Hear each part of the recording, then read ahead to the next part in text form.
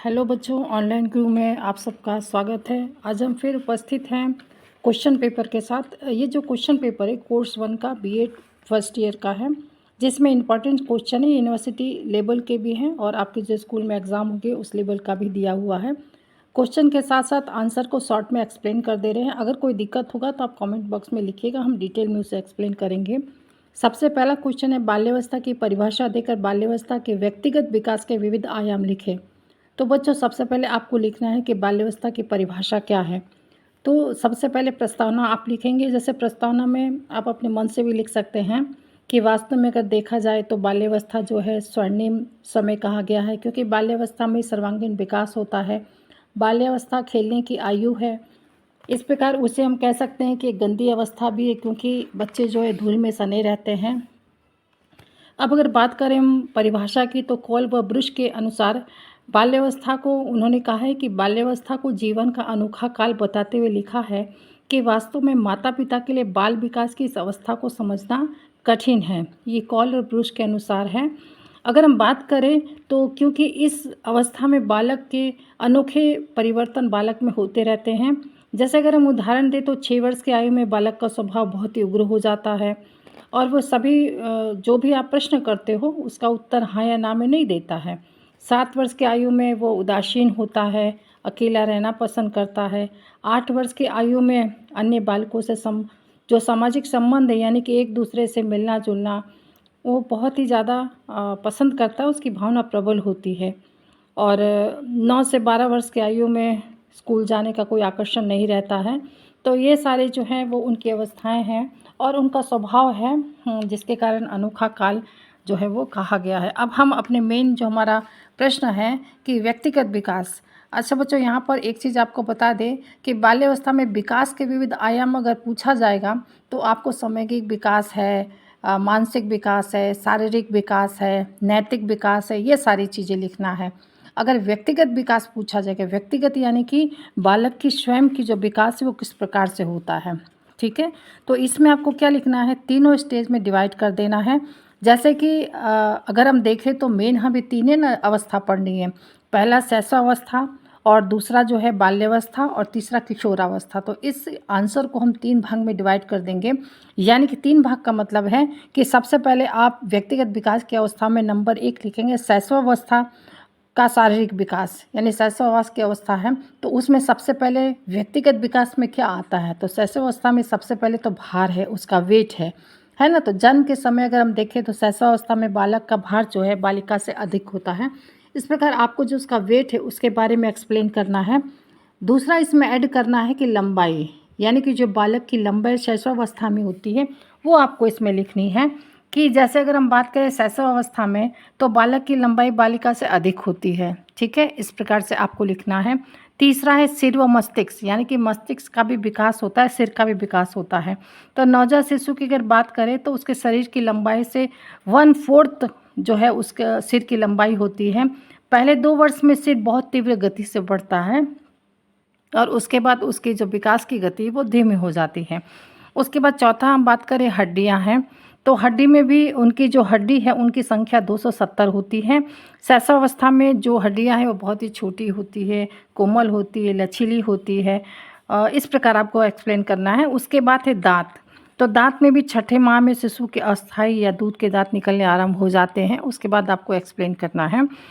और सबसे पहले नीचे के अगले दांत निकलते हैं और 1 वर्ष की आयु तक उनकी संख्या 8 हो जाती है और लगभग 4 वर्ष की आयु तक शिशु के दूध के सब दांत निकल जाते हैं। उसके बाद आपको अन्य अंग जो आपको समझ में आता है वो आपको इसमें लिखना है, जैसे कि हृदय है, ठीक है, इस प्रकार से। तो इसमें इसी रूप में आपको जो है वो बाकी 2 अवस्था भी लिखना है कि जो बाल्यावस्था में किस प्रकार विकास होता है। तो बाल्यावस्था में लिखना यही चीज़ है कि भार है, लंबाई है, सिर है, हड्डियां हैं, दांत है, ठीक है। और अन्य अंग भी अगर आपको समझ में आता है तो अन्य भी, नहीं तो आप दांत तक भी लिख करके आप सफिशेंट लिख सकते, कोई दिक्कत नहीं है। तो इसमें आपको क्या, पहले तो वेट हो गया, दूसरा लंबाई हो गया, तीसरा सिर व मस्तिष्क हो गया, चौथा हड्डियां हो गया और 5वां दांत हो गया है। तो इसी प्रकार आपको अपने शैशवावस्था का कंप्लीट कर लिया है। अब आपको दूसरे पर आना है, बाल्यावस्था में शारीरिक विकास। तो बाल्यावस्था में भी सेम आपको लिखना है, बस क्या चेंज हो जाएगा कि जो भार है वो बाल्यावस्था में थोड़ा सा इंक्रीज हो जाएगा, ठीक है। उसके बाद लंबाई है, लंबाई भी बढ़ जाएगी। तो ये सारी चीज़ें आपको लिखना है। उसके बाद तीसरा नंबर आपको डालना है किशोरावस्था में शारीरिक विकास। तो किशोरावस्था में भी सेम इसी तरह आपको लिखना है कि किस प्रकार से जो है वो होते हैं। और किशोरावस्था में अगर हम बात करें तो दाँत की, जैसे एग्जाम्पल फॉर देते हैं दाँत की, तो इस अवस्था में प्रवेश करने के समय बालकों और बालिकाओं के लगभग सब दाँत जो है स्थायी दाँत निकल जाते हैं किशोरावस्था में। तो इस रूप में आपको इसमें लिखना है। ठीक है, तो हमको लगता है कि बेटा ये क्वेश्चन आपको समझ में आ गया। अच्छा, इसमें दो तरह का क्वेश्चन है, कंफ्यूज मत होइएगा। एक तो जो हमने आपको दिया है वो व्यक्तिगत विकास के विविध आयाम है, और एक क्वेश्चन ये भी होता है कि विकास के विविध आयाम, यानी बाल्यावस्था के विकास के विविध आयाम लिखे। अगर व्यक्तिगत आ जाता है तो आपको भार है, लंबाई है, ये सारी चीज़ें लिखना। अगर विकास के विविध आयाम आता है तो आपको शारीरिक है, मानसिक है, नैतिक है, संज्ञानात्मक है, इस प्रकार से आपको लिखना है। ठीक है बेटा, तो पहला क्वेश्चन का आंसर यहाँ कंप्लीट होता है। आप अपने स्तर से समझ करके जो हमने पॉइंट्स कहा, अगर आप उसको दिमाग में रख लेंगे तो आप आराम से लिख सकते हैं। ओके बेटा, लेकिन फिर भी अगर आपको कहीं कन्फ्यूजन लगता है तो आप कमेंट बॉक्स में लिखिएगा, हम पूरा डिटेल में से एक्सप्लेन कर देंगे। बच्चों, तो अब हम इसके आगे सेकंड क्वेश्चन के आंसर को समझेंगे। हमारा सेकंड क्वेश्चन है पियाजे का संज्ञानात्मक विकास, कॉलबर्ग का नैतिक विकास का सिद्धांत, एरिक्सन का मनोसामाजिक सिद्धांत लिखिए। तो इसमें बच्चों सबसे पहले है, तीनों में से एक तो आता ही, ये श्योर आता है, यूनिवर्सिटी लेवल का क्वेश्चन है और स्कूल में भी, कॉलेज में भी पूछ लिया जाएगा। तो तीनों हमें समझना है। आपको तीनों में से आएगा एक ही आंसर, लेकिन हम आपको तीनों बता दे रहे हैं।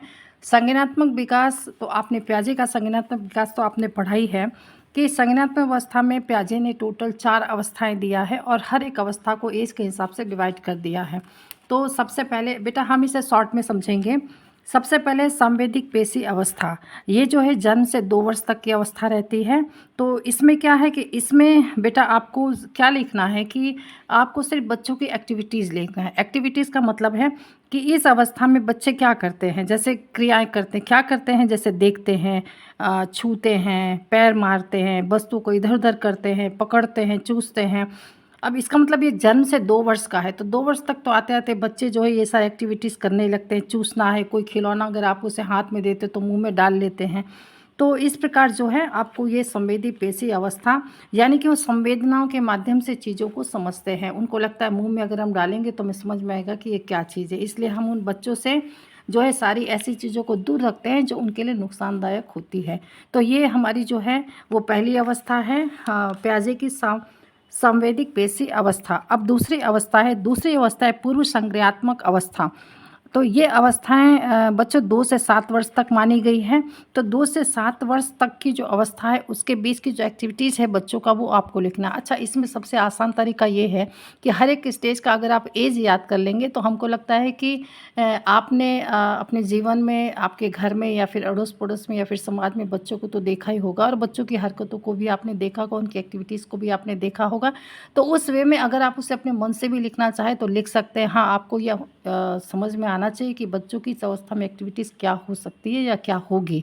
ठीक है, तो ये आंसर आपके लिए काफ़ी इजी हो जाएगा। ये आंसर बहुत ही इजी है, सिर्फ बेसिकली चीज़ें आपको समझना है। बेसिक चीज़ में सिर्फ अवस्थाएं समझ लीजिए और उसका एज याद करिए। जैसे पहला हमने जन्म से 2 वर्ष लिया है, और दूसरी जो अवस्थाएं हैं पूर्व संक्रियात्मक अवस्था, वो 2 से 7 वर्ष तक की अवस्था है। ठीक है, तो मतलब इसमें क्या है कि बच्चे के जो दिमाग है, या हम कह सकते हैं कि बच्चे की जो मानसिक है, उसमें क्या एक छवि बना लेता है बच्चा। ठीक है, कि हाँ यहाँ पर ये चीज़ था, यहाँ पर ये चीज़ था। तो ये चीज़ें जो हैं ये इस अवस्था में जो है प्रारंभ हो जाती हैं। यानी कि आवाज़ से ही माता या पिता की प्रतिमा बच्चे के संज्ञान में बन जाता है। जैसे कि अगर हम बात करें 2 से 7 वर्ष, तो अगर जैसे बच्चा 2 वर्ष का है, लेकिन अगर उसने अपनी माता या पिता का आवाज़ सुन लिया तो तुरंत वो पलट कर देखता है, उसे पता चल जाता है कि मेरी मम्मी मेरे पास आ गई है। तो इस प्रकार से जो है, और इस अवस्था में भाषा विकास की अवस्था भी इसको कहा जाता है, क्योंकि 7 हमको 2 से 7 वर्ष तक का समझना है। तो इस अवस्था तक 7 वर्ष तक आते थे बच्चों का भाषा विकास भी हो जाता है, और अधिकतर जो है वो विस्तृत रूप से भाषा का प्रयोग करने लगते हैं, अपने विचारों को भी, अपने बातों को भी भाषा के माध्यम से प्रकट करने लगते हैं। और अपना जो हम ये कह सकते हैं कि भाषा विकास समृद्ध वातावरण में अधिक होता है। यानी कि बच्चा जितना बाहर निकलता है, दूसरों बच्चों के साथ खेलता है, उतना ही अधिक उसका भाषा का विकास होता है। हाँ, लेकिन अगर आपने बच्चों को 4 दीवार में कैद करके रख दिया दिया, उसके हाथ में आपने मोबाइल पकड़ा दिया, तो बच्चे का भाषा विकास उतना नहीं होगा जितना होना चाहिए।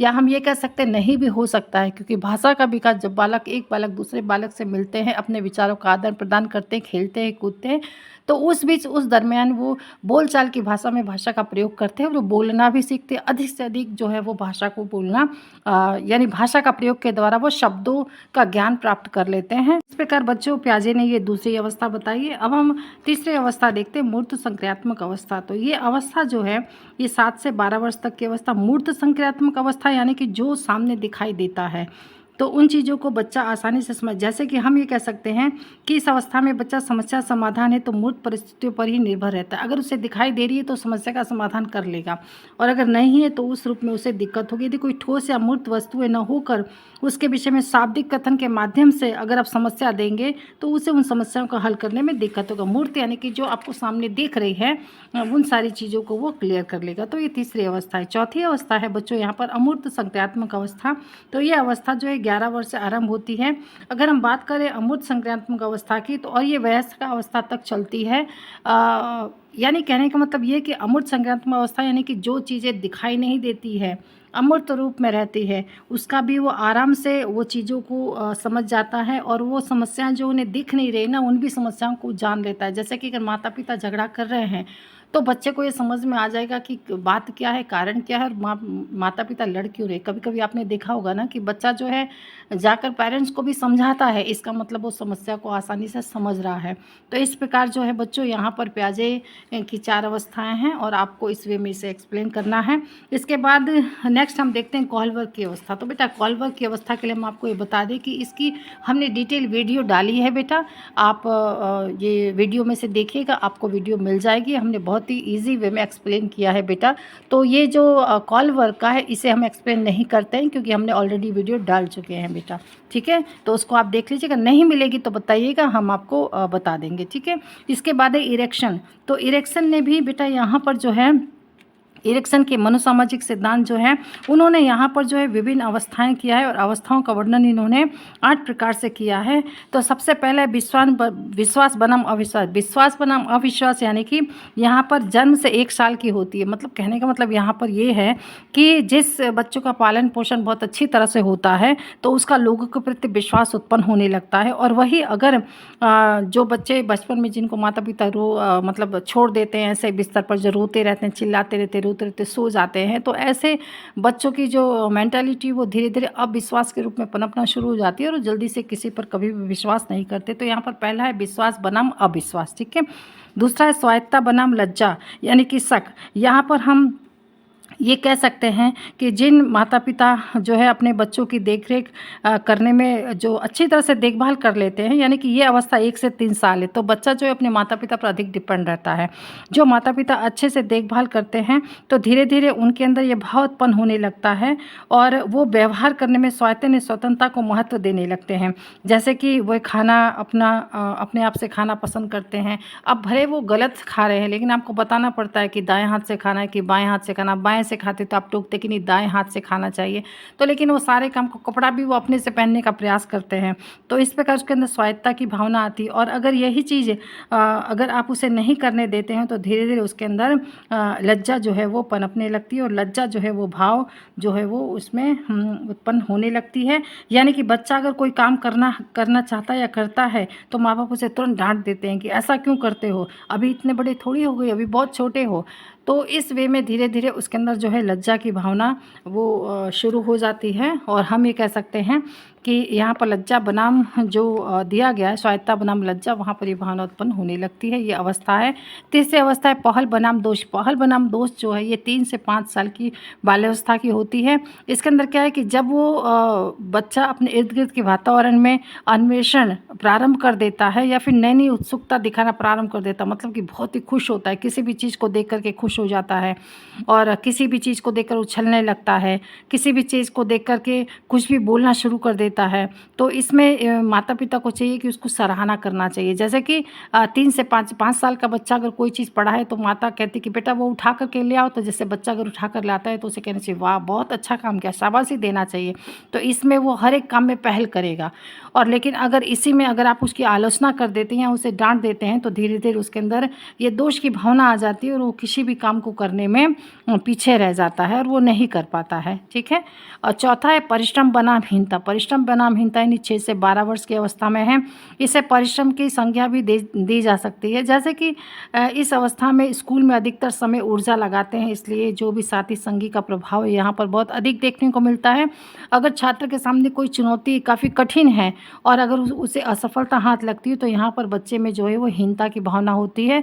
और अगर यानी कह सकते हैं कि परिश्रम बनाम हीनता नहीं, बच्चा बहुत परिश्रमी होता है, परिश्रम करके किसी कार्य को सिद्ध कर लेता, अगर हो जाता है तो बच्चा परिश्रमी रहता, आगे भी वो बहुत परिश्रम से काम करता है अपने जो भी चीज़ें हैं। लेकिन अगर उसे असफलता हाथ लगती है तो वहाँ पर वो हीन भावना से ग्रसित हो जाती है, उसके अंदर हीनता जो है वो पनपने लगती है। इस प्रकार आपको इसमें लिखना है। पांचवा है पहचान बनाम संक्रांति। ये 12 से 18 वर्ष की अवस्था है। हम इसे कह सकते हैं एडोलसेंस की अवस्था भी इसे हम कहते हैं। इस अवस्था में क्या है ना कि जो जानने की जो उत्सुकता है उसमें वो प्राथमिकता रहती है कि मैं कौन हूँ, मैं क्या हूँ, यानी इसमें वो अपनी पहचान बनाने का जो है प्रबल प्रयास करता है। अपने दोस्तों में, अपने साथियों में अपनी पहचान प्रमुख उसकी रहती कि मेरी पहचान। और यदि अगर वो पहचान बना लेता है तो उसके अंदर जो है तो उसमें अगर वो पहचान बना लेता है तो उसमें एक कॉन्फिडेंस की भावना आ जाती है। और यदि वो वही पहचान, यानी हम इसको पहचान को इस रूप में भी कह सकते हैं कि अगर वो भविष्य में क्या करना है, अगर उसका ये रास्ता क्लियर रहता है तो वहाँ पर वो पहचान की स्थिति क्लियर हो जाती है। और अगर वहीं पर वो ये अपना रास्ता, भविष्य का रास्ता नहीं तय कर पाता है तो वहाँ पर उसे कन्फ्यूजन होता है और यहाँ पर जो है संभ्रांति की स्थिति उत्पन्न होती है। अब छठा है घनिष्ठता बनाम अलगाव। घनिष्ठता बनाम अलगाव 20 से 30 वर्ष की अवस्था है। तो इस वर्ष की अवस्था में क्या है ना कि व्यक्ति ज़्यादा से ज़्यादा घनिष्ठता यानी समाज में एक दूसरे के संपर्क में आता है, ज़्यादातर लोगों से घनिष्ठता बनाता है।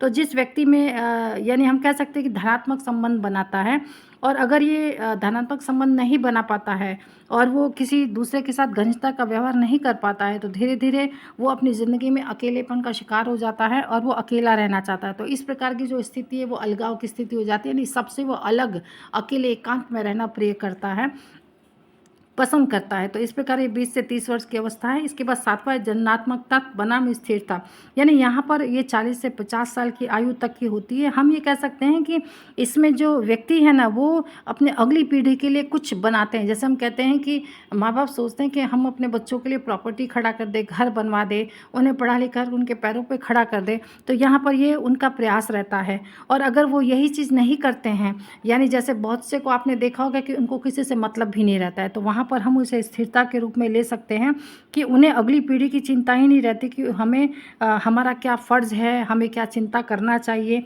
तो इस प्रकार में है कि वो स्थिरता उत्पन्न हो जाती है, क्योंकि उसके अंदर ये भाव नहीं होता है कि मुझे अगली पीढ़ी के लिए मुझे कुछ करना है।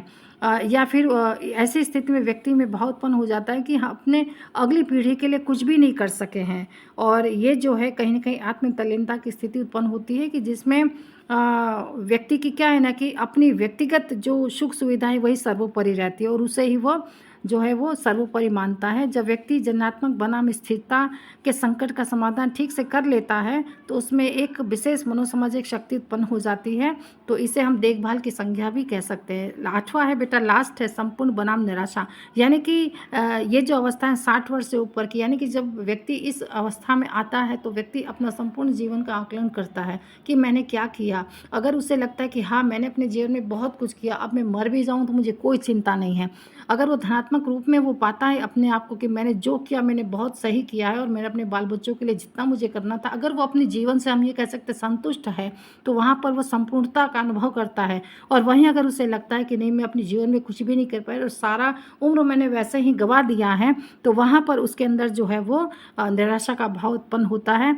तो बेटा इस वे में हमें यहाँ पर इसको लेना है। इरेक्शन ने टोटल टोटल 8 अवस्थाओं में यहाँ पर जो है वो मनोसामाजिक जो सिद्धांत है उसका वर्णन किया है। तो बेटा यहाँ पर सिर्फ आपको 8 अवस्थाएं समझना है और उसकी एज समझना, उसके बाद जो है आप आराम से एक्सप्लेन कर सकते हो। बेटा हमारा प्रयास यही है कि हमने बेसिकली चीज़ें आपको एक्सप्लेन करके बताया है। फिर भी एक बार फिर कहते हैं कि अगर आपको कहीं दिक्कत लगता है तो आप कमेंट बॉक्स में लिखिएगा, और बेटा हम इसे डिटेल में एक ही वीडियो बना करके इसे जो है वो अपलोड करेंगे। तो बेटा ये दोनों क्वेश्चन हमने एक्सप्लेन कर दिया है, और आप परेशान ना होइएगा और इसे आप एकाग्रचित होकर सुनिएगा। 100% आपका आंसर जो है वो क्लियर हो जाएगा। ओके, थैंक यू बेटा। बच्चों, तो यहाँ पर जैसा कि हमने कहा था कि कॉलवर का जो नैतिक विकास का सिद्धांत है वो हमने पहले वीडियो में पहले ही इसके वीडियो अपलोड कर दिया है, काफ़ी समय पहले किया है। अगर आपको मिल जाती हो ठीक है, नहीं तो हम डिस्क्रिप्शन बॉक्स में हम इसका लिंक डाल दे रहे हैं बेटा, वहाँ से आप लेकर के उसे देख लीजिएगा। ओके बेटा, थैंक यू बेटा।